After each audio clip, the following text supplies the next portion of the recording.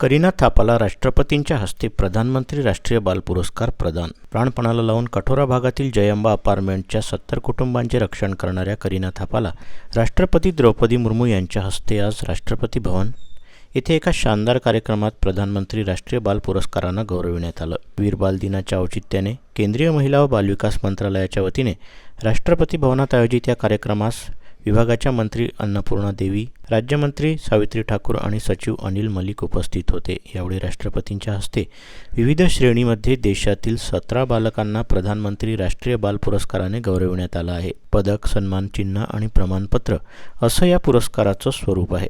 समयसूचकता व धाडसाच्या जोरावर करीनाने सिलेंडरचा स्फोट होण्यापासून थांबवला व भीषण अपघातातून अपार्टमेंटचं रक्षण केलं. शौर्य, क्रीडा, समाजसेवा, विज्ञान, तंत्रज्ञान, पर्यावरण, कला व संस्कृती आणि संशोधन क्षेत्रामध्ये कर्तृत्वाची छाप सोडणाऱ्या भारतातील मुलामुलींची विविध निकषांच्या आधारे या पुरस्कारासाठी निवड केली जाते. शिखांचे 10वे गुरु गोविंद सिंग यांचे पुत्र साहिबजादा जोरावर सिंह आणि साहिबजादा फतेह सिंह यांनी देशासाठी दिलेल्या प्राणांच्या आहुतीचे स्मरण म्हणून 26 डिसेंबर रोजी वीर बाल दिनाच्या औचित्याचे केंद्रीय महिला व बालविकास मंत्रालयाच्या वतीने हा मानाचा पुरस्कार प्रदान करण्यात येतो. अपार्टमेंटमध्ये 15 मे 2024च्या सायंकाळी 6 वाजता ही दुर्घटना घडली.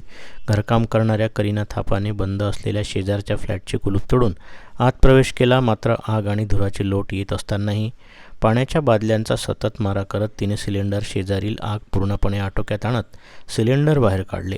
अशातच सिलेंडरचा स्फोट कधीही होऊ शकला असता. करीनाच्या समयसूचकतेमुळे मोठा अनर्थ टळला व अपार्टमेंटचं रक्षण झालं. या सर्व घटनाक्रमात धाडस व समयसूचकतेचा परिचय देणाऱ्या करीनाच्या या अनन्यसाधारण कार्याची दखल घेत जिल्हाधिकारी कार्यालयामार्फत केंद्रीय महिला व बालविकास मंत्रालयाला पुरस्कारासाठी प्रस्ताव पाठवण्यात आला. सर्व निकषांती प्रधानमंत्री राष्ट्रीय बाल पुरस्कारासाठी तिची निवड झाली आणि तिला पुरस्कार प्रदान करण्यात आला.